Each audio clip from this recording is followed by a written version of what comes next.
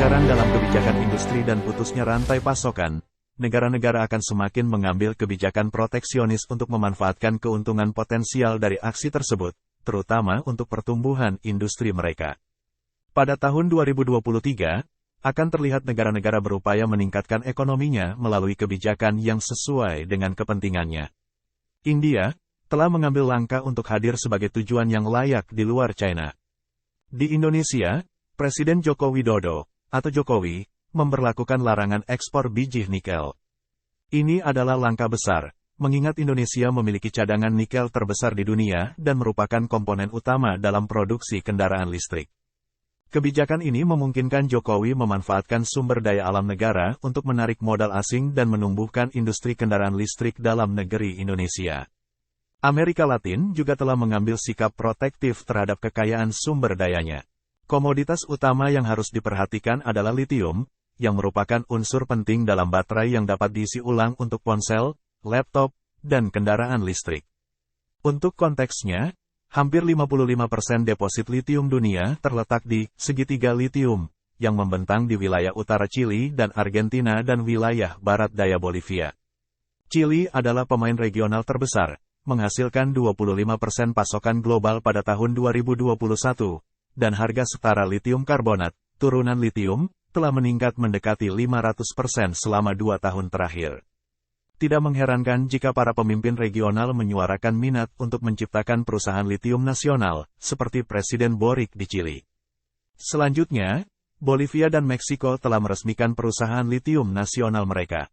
Nasionalisasi memberi pemerintah kendali langsung atas rantai pasokan dengan bagian pendapatan yang lebih besar. Menyaksikan pembalikan situasi pasca perang di saat operasi pasar terbuka ditinggalkan dan negara-negara berusaha melindungi industri mereka. Hal ini akan memiliki implikasi yang kuat dalam kehancuran tatanan geopolitik dunia.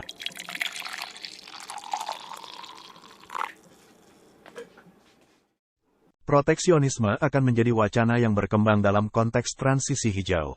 Ke depan, pergeseran yang lebih luas dalam kebijakan industri akan menentukan evolusi transisi hijau. Secara khusus, nilai komoditas, khususnya mineral tanah jarang, dapat meningkat seiring dengan pergeseran arus perdagangan. Amerika Latin dan Afrika kaya akan bahan utama yang dicari untuk transisi ke energi hijau, termasuk litium, tembaga, kobalt, dan nikel. Kebutuhan akan investasi menghadirkan peluang bagi meningkatnya kekuatan, baik sebagai mitra diplomatik maupun investor baru. Pada saat yang sama, ini merupakan sumber pendapatan yang menguntungkan bagi Amerika Latin dan Afrika. Ini penting saat menghadapi dampak dari COVID-19 dan perang Rusia-Ukraina. Selama setahun terakhir, konstituen sangat menyadari ketimpangan pendapatan yang diperparah selama pandemi. Pemerintah banyak berhutang untuk mendanai program bantuan sambil memasukkan subsidi dan pemotongan pajak untuk meringankan beban warga.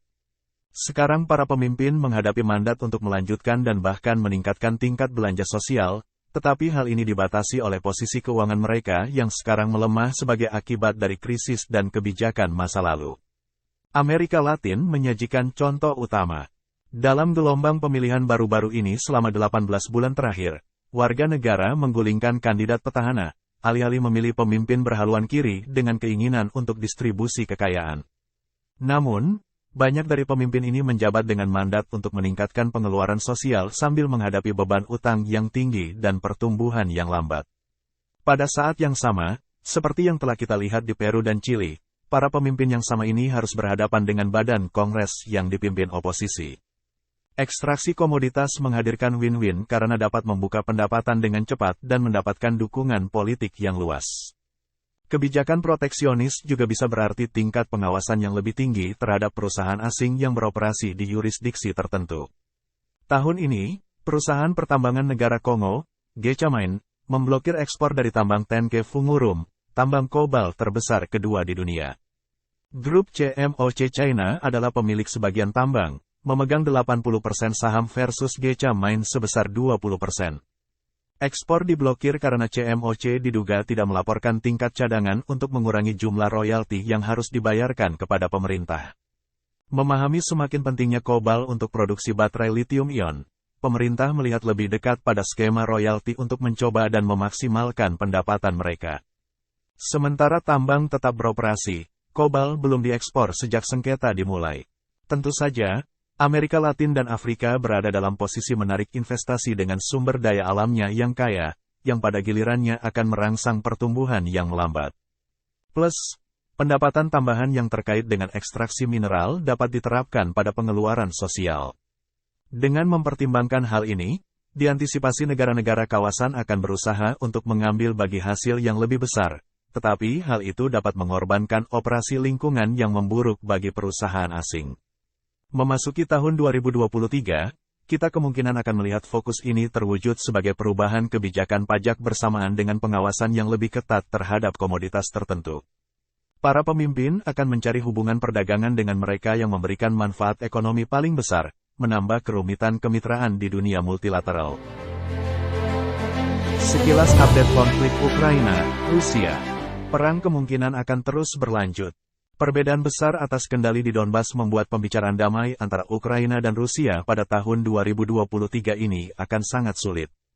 Semangat negosiasi kemungkinan besar akan bergantung pada kemampuan kedua negara, khususnya jika Ukraina akan terus bergantung pada dukungan Barat dan jika Rusia dapat mengatasi sanksi Barat.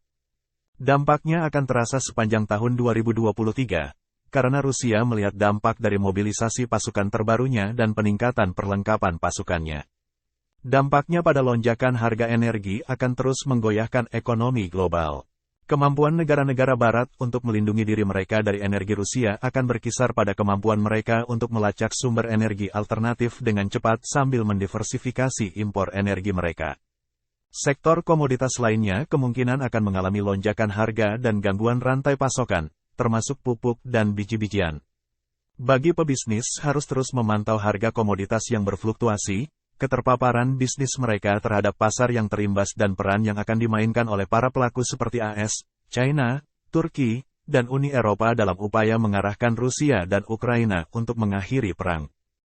Krisis Rusia-Ukraina terus menjadi peristiwa geopolitik global yang paling mengganggu di bidang politik, ekonomi, dan sosial. Karena perang terus menyebabkan volatilitas harga minyak dan gas, dan Uni Eropa berupaya melakukan diversifikasi, sumber energi alternatif seperti batu bara, nuklir, dan energi terbarukan semuanya akan mengalami peningkatan permintaan. Rentetan serangan tanpa henti Rusia pada infrastruktur kritis Ukraina akan memberikan dorongan lebih lanjut pada upaya Zelensky untuk menggunakan saluran diplomatik untuk memperkuat sistem pertahanan. AS dan Eropa telah menjadi suporter terbesar Ukraina selama konflik dengan memberikan dukungan militer dan keuangan. Tetapi keinginan untuk melanjutkan dukungan kemungkinan akan diuji dengan tantangan ekonomi domestik AS. Dukungan militer AS selalu mengerdilkan negara lain manapun, akan berjalan bersama Dewan Perwakilan Rakyat yang dikendalikan oleh Partai Republik. Ketua DPR dari Partai Republik, Kevin McCarthy, bersama dengan anggota Partai Republik lainnya telah mengisyaratkan keengganannya untuk terus-menerus memberikan cek kosong kepada Ukraina. Namun demikian, dukungan bipartisan untuk Ukraina kemungkinan akan terus berlanjut.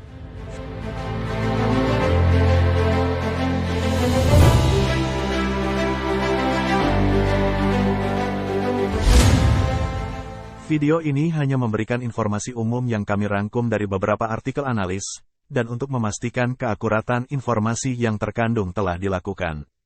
Tautan dari ke situs eksternal disediakan sebagai kenyamanan bagi penonton channel kami Warkop Geopolitik. Demikianlah part terakhir dari 4 seri pandangan geopolitik tahun 2023 dan nantikan pembahasan dengan topik menarik selanjutnya dari kami.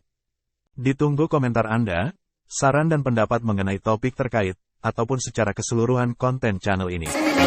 Jangan lupa like dan subscribe. Kadukan, kopi hiji deui nya.